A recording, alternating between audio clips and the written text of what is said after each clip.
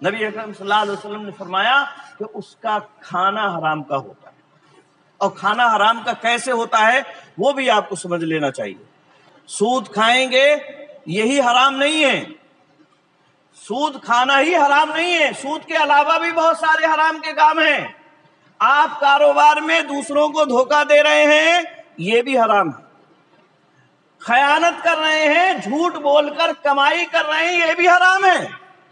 نبی اکرم صلی اللہ علیہ وسلم نے فرمایا من غشنا فلیس منا، جس نے ہمیں دھوکہ دیا وہ ہم میں سے نہیں ہے، جس نے مسلمانوں کو دھوکہ دیا وہ مسلمانوں میں سے نہیں ہے۔ تو مسلمانوں کو دھوکہ دے کر اگر آپ کما رہے ہیں، مسلمانوں کو جھوٹ بول کر اور فریب دے کر کما رہے ہیں تو یہ بھی حرام ہے۔ اولاد کے حق اگر آپ ہڑپ رہے ہیں، کھا رہے ہیں تو یہ بھی حرام ہے۔ بہنوں کے حق آپ ہڑپ رہے ہیں تو یہ بھی حرام ہے۔ ماں باپ کے حق کو کھا رہے ہیں تو یہ بھی حرام ہے۔ یہ ساری چیزیں حرام کی ہیں۔ تمام قسم کی تعریف، توصیف، کبریائی، بڑائی اللہ رب العالمین کے لیے لائق و زیبا ہے، جس نے ہم تمام بنی نوع انسان کو اس دار فانی کے اندر پیدا فرمایا، اور پیدا فرمانے کے بعد یوں ہی بیکار نہیں چھوڑ دیا، بلکہ ہماری رشد و ہدایت کی خاطر بہت سارے انبیاء اور رسولوں کو مبعوث فرمایا۔ انگنت و بے شمار درود و سلام نازل ہوں اللہ رب العالمین کے بھیجے ہوئے تمام نبیوں پر، خصوصاً آخری نبی حضرت محمد مصطفیٰ صلی اللہ علیہ وسلم پر، کہ جنہوں نے بہت سارے مصائب و آلام کو برداشت کرنے کے بعد ہم تک اللہ رب العالمین کا پیغام پہنچایا۔ حضرات گرامی، دین اسلام مکمل دین ہے اور تمام انسانوں کے لیے، تمام انسانوں کے حقوق اس میں بیان کیے گئے ہیں، چاہے وہ عبادات سے متعلق ہوں یا معاملات سے متعلق ہوں۔ ایسا نہیں ہے کہ امیری یا غریبی کے اعتبار سے یا علم اور جہالت کے اعتبار سے ان اعمال پر عمل کرنے میں کوئی فرق کیا گیا۔ مان لیجئے کوئی عمل اللہ رب العالمین نے ایک عالم کے لیے فرض کیا ہے تو عوام کے لیے بھی فرض ہے، اور اگر وہ عالم کے لیے منع ہے تو ایک عام انسان کے لیے بھی منع ہے۔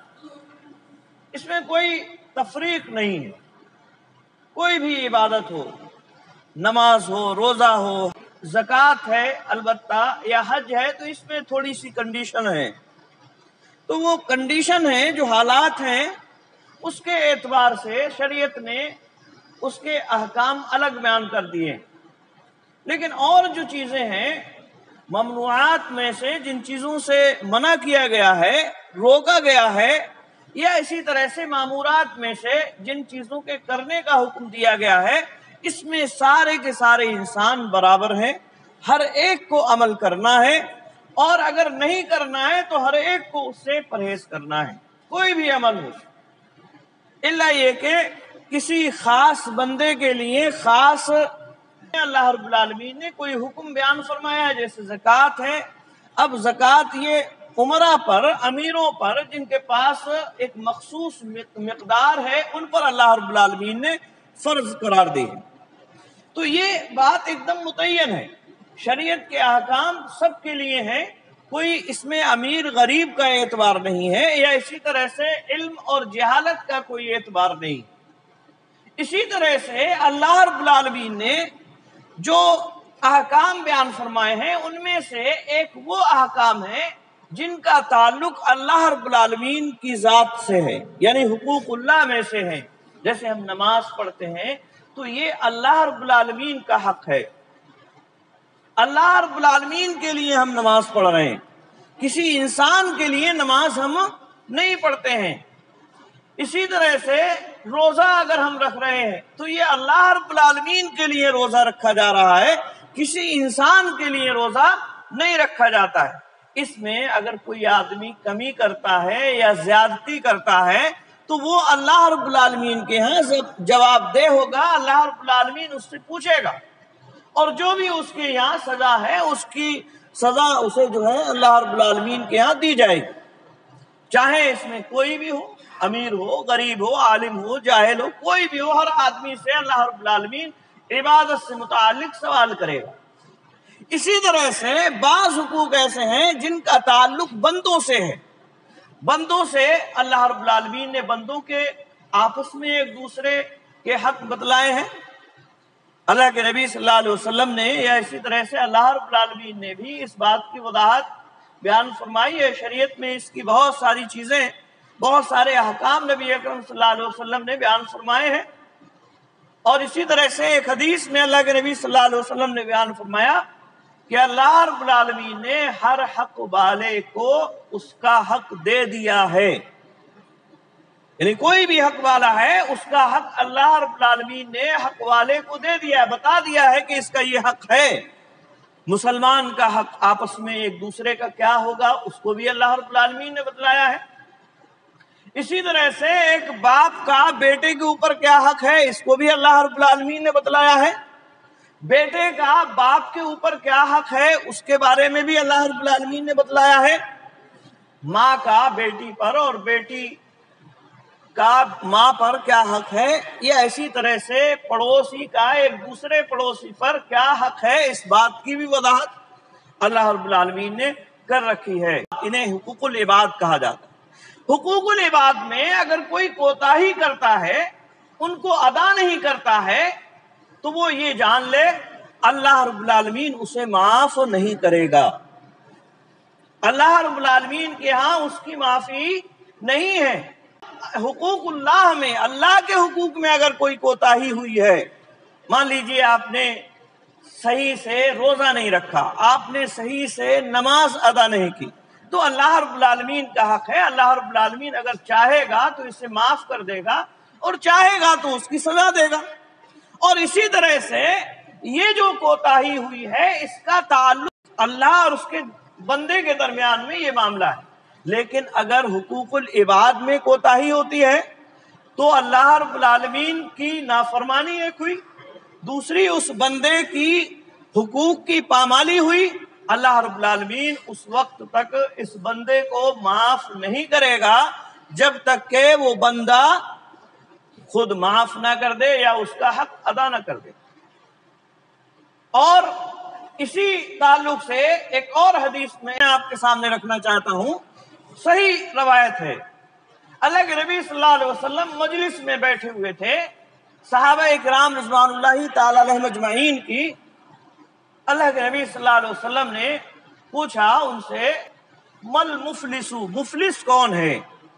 مفلس اردو زبان میں بھی یہ لفظ استعمال ہوتا ہے، مفلس مطلب غریب، مفلس مطلب قلاش جس کے پاس دولت درہم دینار وغیرہ نہ ہو، تو یہ عربی زبان سے آیا ہے اردو میں۔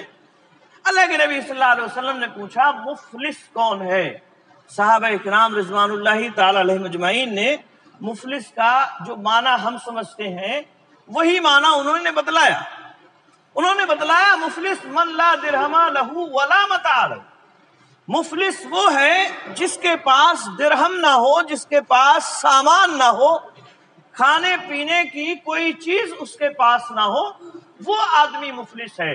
نبی اکرم صلی اللہ علیہ وسلم نے فرمایا میری امت کا مفلس وہ ہے جو قیامت کے دن نماز کے ساتھ آئے گا، یاتی بصلاۃ بس وصیام، وہ آدمی میری امت کا مفلس ہے جو نماز کے ساتھ آئے گا، یعنی نماز اس نے بھرپور پڑھی ہوگی، پہلی صف میں رہا ہوگا، وہ تکبیر اولا اس کی نہیں چھوٹی ہوگی، روزے بھی اس نے رکھے ہوں گے، فرض روزے اور نفلی روزے بھی اس نے رکھے ہوں گے، روزوں میں کوئی کمی نہیں ہے، نماز میں اس کی کوئی کمی نہیں ہے، لیکن اس کے ساتھ ساتھ کیا ہوگا، وَيَاتِ قَدْ شَتَمَ هَذَا، اور وہ آئے گا اس بات کے ساتھ بھی کہ فلاں کو اس نے گالی دی ہوگی، فلاں پر اس نے بہتان لگایا ہوگا، فلاں کے حقوق کی پامالی کی ہوگی، اولاد کے حقوق کو ادا نہیں کیا ہوگا،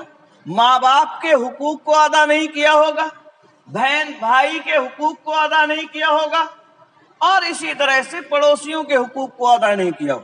اللہ رب العالمین کے نماز یا روزے کے علاوہ جو حقوق ہیں اور جن کی بنیاد پر اسے نافرمانی سے بچنا تھا، وہ حقوق بھی اللہ رب العالمین کے اس نے ادا نہیں کیے ہوں گے۔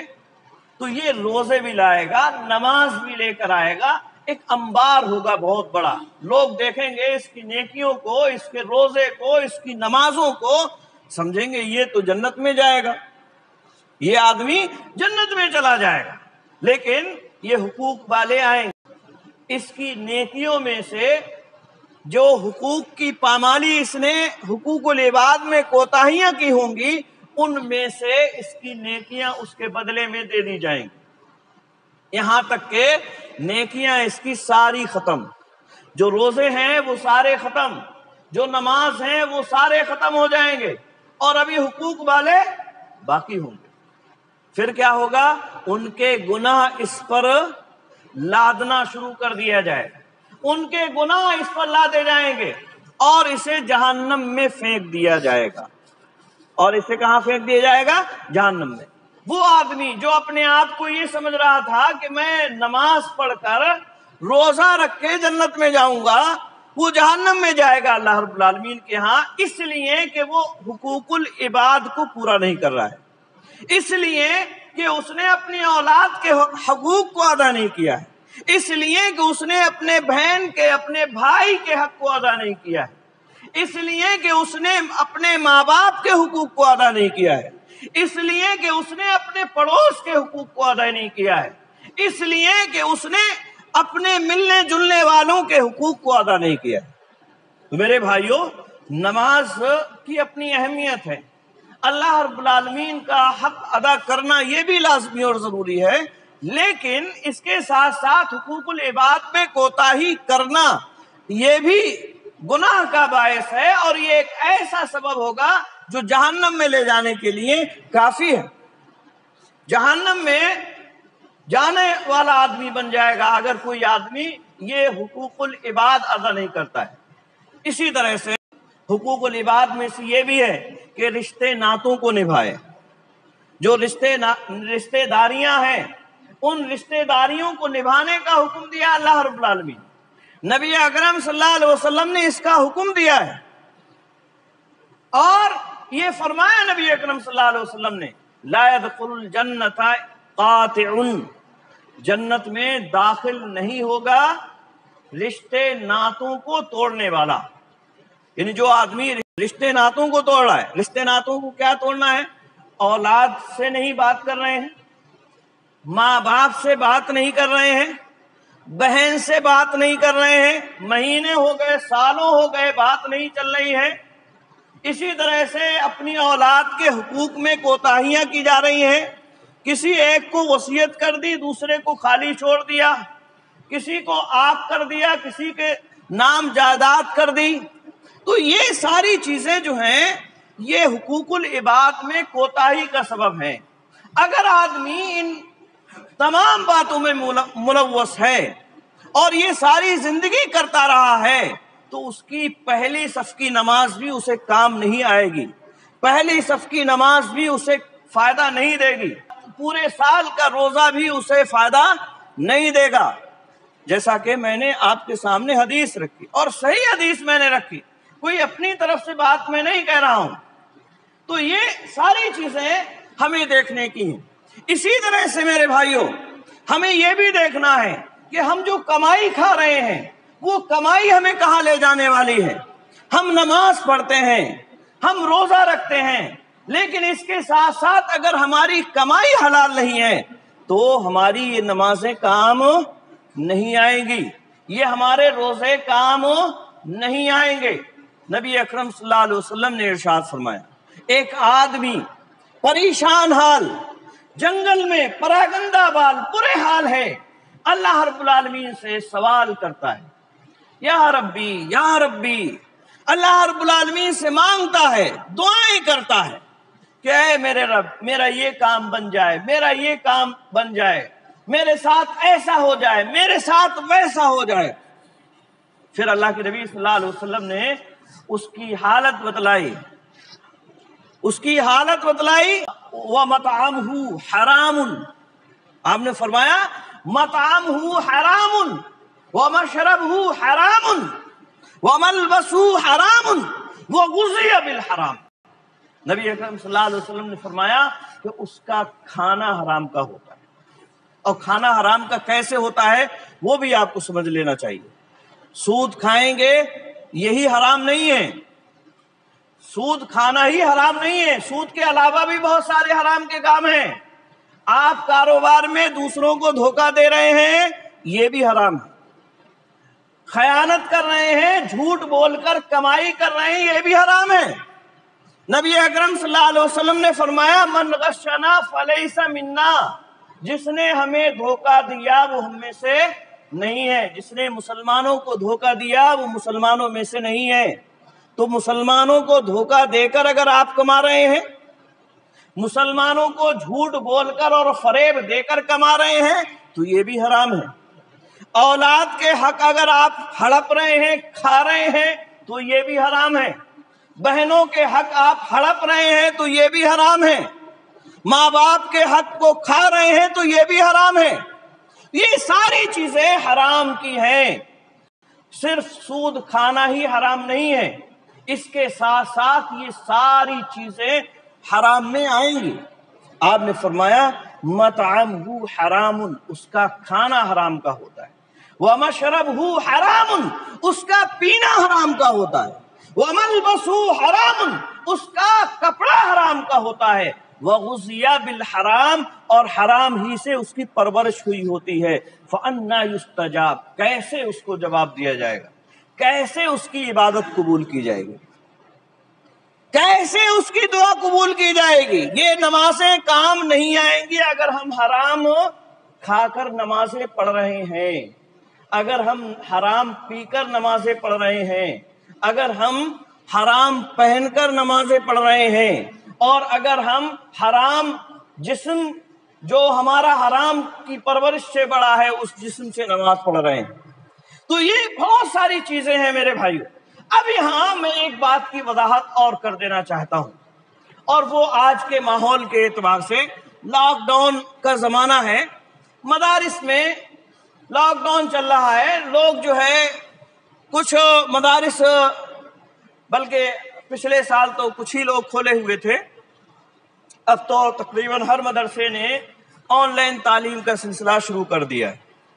ऑनलाइन तालीम हो रही है और इसी तरह से बच्चों को उसमें पढ़ाया जा रहा है। ये भी एक ज़रूरत है, अगर आप ज़रूरत समझते हैं तो, और नहीं समझते हैं तो कोई बात नहीं है। लेकिन ऐसी सूरत में मदारिस वालों ने उलमाए किराम को तनख्वाहें दी जा रही हैं। जहां जिन मदारिस ने काम लिया है उलमाए किराम से, वो पूरी तनख्वाहें दी हैं, पूरी साल उन्होंने, जामिया सल्फिया है, उन्होंने पूरी तनख्वाहें दी। वो पढ़वा रहे थे, ऑनलाइन तालीम का सिलसिला वहां जारी था, तो उन्होंने पूरी तनख्वाहें दी। इसी तरह से और भी कई मदारिस, पिछले साल की बात कर रहा हूं, तो वहां जो है पूरी तनख्वाहें दी गई। महादुल इस्लामी सलफी में भी पूरी तनख्वाहें दी गई। इसी तरह से कुछ मदारिस ऐसे भी थे जहां पढ़ाई नहीं हुई, जिन्होंने मुकम्मल तालाबंदी का एहतमाम किया और वहां ऑनलाइन तालीम भी नहीं हुई।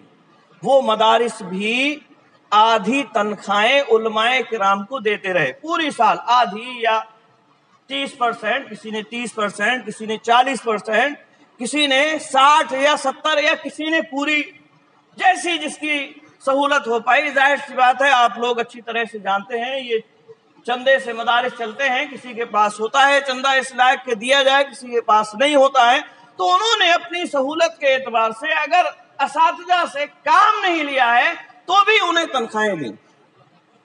अब हमारे कस्बे में बड़ी बातें लोग बनाते हैं, अरे असातिज़ा को क्यों बुला लिया है, इन्हें तनख्वाहें क्यों दी जा रही हैं, क्यों इन्हें पैसे खर्च किए जा रहे हैं इन पर, और ऐसा है वैसा है।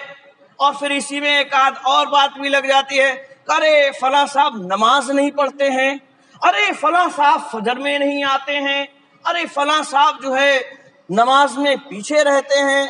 कोई कहता है ایسے مولویوں کو کیوں رکھا گیا ہے مدرسے میں، انہیں نکال باہر کیا جائے۔ میرے بھائیوں، مدارس میں اللہ رب العالمین کا سب سے پہلا جو ہمیں درس دیا جاتا ہے، حضرت عبداللہ ابن عباس رضی اللہ تعالیٰ عنہ کی حدیث ہمارے سامنے رکھی جاتی ہے، اور وہ حدیث جو نبی اکرم صلی اللہ علیہ وسلم نے انہیں بہت ہی بچپنے میں سکھائی تھی، وہ حدیث ہمارے سامنے رکھی جاتی ہے، وہ حدیث ہمیں بتلائی جاتی ہے۔ وہ کیا ہے حدیث؟ وہ حدیث آپ سن لیجئے۔ وہ حدیث میں نے اس سے پہلے بھی آپ کے سامنے رکھی ہے، لیکن اس کی آخری بات میں آپ کے سامنے رکھوں گا، کیونکہ بات لمبی ہو جائے گی۔ اگر ساری بات رکھوں گا تو بات لمبی ہو جائے گی، لیکن آخری بات میں اس میں رکھوں گا۔ کئی چیزیں نبی اکرم صلی اللہ علیہ وسلم نے نصیحت کے طور پر انہیں بتلائیں، اور آخری بات یہ بتلائی کہ اے بچے، یہ سمجھ لو ساری دنیا تمہیں نقصان پہنچانے پر اکٹھا ہو جائے، سارے کے سارے لوگ نقصان پہنچانا چاہے تمہیں، تو کوئی بھی نقصان نہیں پہنچا سکتا ہے مگر اتنا جتنا اللہ رب العالمین کے علم میں ہے، جتنا اس نے لکھ رکھا ہے اتنا ہی نقصان ملے گا آپ کو، اس سے زیادہ کوئی نقصان نہیں پہنچا سکتا ہے۔ اور ساری دنیا اگر تمہیں فائدہ پہنچانے پر آ جائے تو فائدہ نہیں پہنچا سکتی ہے مگر اتنا جتنا اللہ رب العالمین نے اپنے علم کے مطابق لکھ رکھا ہے، اتنا ہی فائدہ ملے گا، اتنا ہی نقصان ملے گا جتنا اللہ رب العالمین نے لکھا ہے، اس سے زیادہ یا کم نہیں ہو سکتا ہے، اس میں کمی اور زیادتی نہیں ہو سکتی ہے۔ تو یہ بات ہمیں سب سے پہلے درس کے طور پر سکھائی جاتی ہے۔ تو ہمارا تو یقین ہے، ہر عالم کا یقین ہے کہ جب تک ہے اللہ رب العالمین نے روزی روٹی لکھی ہے تب تک یہاں ہے، اور نہیں لکھی ہوگی تب یہاں سے کہیں اور اللہ رب العالمین رزق عطا فرمائے گا۔ وَمَا فِي الْأَرْضِ دَابَّةٌ إِلَّا عَلَى اللَّهِ رِزْقُهَا، زمین پر چلنے پھرنے والی کوئی بھی جاندار چیز نہیں ہے مگر اس کا رزق اللہ رب العالمین پر ہے۔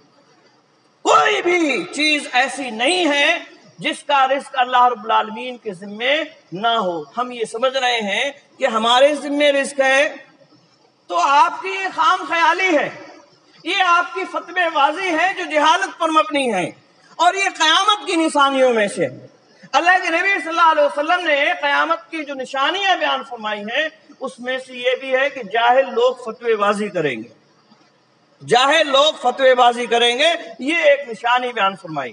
تو یہ ایک اس بات کی بات ہوئی کہ مدارس میں خاص طور سے ہمارے یہاں اساتذہ کو بلا کر تنخواہیں کیوں دی جا رہی ہیں، تنخواہیں کیوں دی جا رہی ہیں؟ یہ اساتذہ یہاں مستقل مزدور کی حیثیت سے ہیں، اگر آپ کو مزدور نہیں رکھنا ہے تو منع کر دیجئے، کوئی کہیں دوسری جگہ دیکھ لے گا، اللہ رب العالمین نے اس کا کہیں اور دوسری جگہ رزق رکھا ہے۔ لیکن آپ کو یہ سمجھ لینا چاہیے، اگر آپ مدرسہ چلا رہے ہیں تو آسانی سے آپ کو یہ ملنے والے نہیں ہیں۔ آج علماء کرام کی قلت ہے، مل نہیں رہے ہیں، مسجدیں خالی ہیں، اور کچھ بوڑھے اماموں ان کی وجہ سے اس لائن میں آنے کے لیے تیار نہیں۔ وہ پڑھتے ہیں لیکن امامت کے لیے کسی مدرسے میں جانے کے لیے تیار نہیں ہوتے ہیں۔ کیوں؟ اس لیے کہ یہ چند دنوں کے نمازی، پہلے تو انہوں نے نمازیں نہیں پڑھی، عبادت کا وقت جوانی ہے، جوانی میں انہوں نے ہر طرح کی جوانی دیوانی بنا رکھی تھی، اب یہ نماز پڑھنے کے لیے آئے ہیں تو اب یہ اپنی مرضی سے امام کو دیکھنا چاہتے ہیں کہ اب ہماری مرضی سے یہ مسجد میں آئے، ہماری مرضی سے مسجد میں نماز پڑھے، ہماری مرضی سے یہ جو ہے سارے کام کرے۔ تو ان تمام وجوہات کی بنیاد پر بہت سارے علماء اس طرف رخ نہیں کر رہے ہیں۔ تو مدارس میں آپ منع کر دیجئے، سارے لوگوں کو منع کر دیجئے، کوئی یہاں نہیں رہے گا، آپ کے سارے پیسے بچے رہیں گے، آپ کھا لیجئے گا، انہیں جو چاہیے کریے گا۔ لیکن یہ سمجھ لیجئے جو آپ جن کو منع کر رہے ہیں، جو مستقل مزدور آپ کے ہیں، انہیں اللہ رب العالمین نے کہیں دوسری جگہ روزی رکھی ہوگی، وہ بھوکے نہیں رہیں گے۔ تو یہ ایک اس بات کی بات ہوئی۔ اب آئی دوسری بات کہ یہ فلاں صاحب جو ہے نماز نہیں پڑھتے۔ نماز نہ پڑھنے کی کئی وجوہات ہو سکتی ہیں۔ ایک وجہ تو یہ ہے کہ آدمی نماز ہی نہ پڑھے، جیسے کہ ہم میں سے اکثر لوگوں کی اولادوں کی عادت ہے، اکثر کی عادت ہے، بھئی جمعے کے اندر اتنے لوگ ہیں، ہر نماز میں تو اتنے لوگ نہیں رہتے ہیں۔ اب ظاہر سی بات ہے اتنے لوگ جو ہیں نہیں آ رہے ہیں تو یہ نماز نہیں پڑھ رہے ہوں گے نا، یہی تو بات ہے، یہ نماز نہیں پڑھ رہے ہوں گے۔ تو ایک وجہ تو یہ ہے کہ وہ سرے سے نماز پڑھتا ہی نہیں ہے۔ اور ایسا آدمی، اس سے پہلے میں نے آپ کو کہا تھا، ایسا آدمی جو نماز نہیں پڑھتا ہے سرے سے، چاہے ایک وقت کی نماز نہ پڑھے یا کئی وقت کی نماز نہ پڑھے، وہ ظاہر سی بات ہے شریعت کی مخالفت کر رہا ہے، اللہ رب العالمین کا گنہگار ہے، اللہ رب العالمین کے ہاں اس کی سزا ہے اور اللہ رب العالمین اس کو سزا دے گا۔ اور ایسا کسی عالم کے بارے میں سوچنا کہ عالم صاحب نماز نہیں پڑھ رہے ہیں، خاص طور سے یہاں کی بات کر رہا ہوں میں، کہیں اور دوسرے کی مثال آپ نہ دیجئے کہ فلاں صاحب دیکھیے نماز نہیں پڑھ رہے، میں یہاں کی بات کر رہا ہوں کہ اگر کوئی عالم نماز نہیں پڑھ رہا ہے تو یہ کیسا عالم ہے جو نماز نہیں پڑھ رہا ہے؟ کوئی عالم ہو کر نماز نہ پڑھے یہ تو بہت ہی بعید بات ہے، کیسے نماز نہیں پڑھے گا وہ؟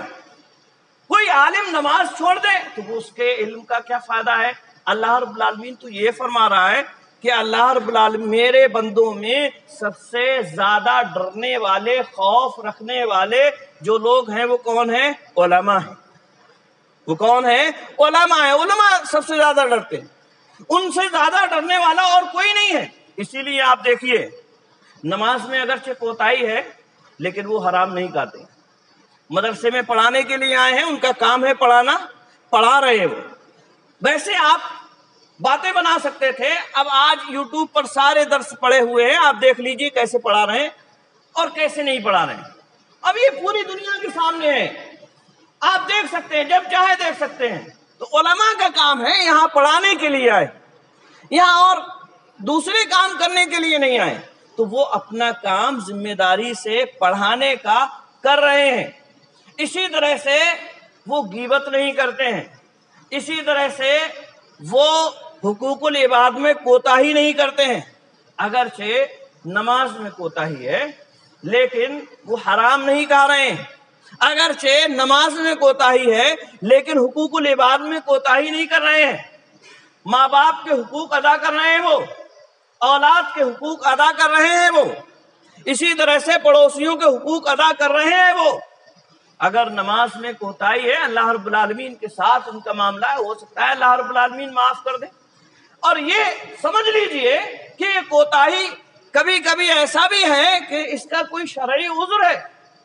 شرعی عذر کیا ہے؟ شرعی عذر یہ ہے کہ آپ نماز کے لیے آئیں اور آپ کو اسی وقت پیشاب پاخانے کی ضرورت پڑ گئی۔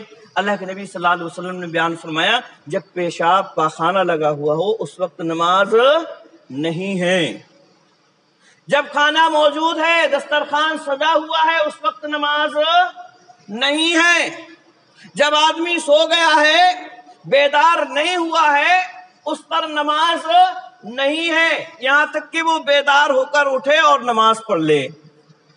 حدیث حضرت صفوان رضی اللہ تعالیٰ عنہ کی بیوی آئی نبی اکرم صلی اللہ علیہ وسلم کے پاس، کہتی ہیں اللہ کے نبی صلی اللہ علیہ وسلم ہمارے شوہر کا عجیب و غریب معاملہ ہے۔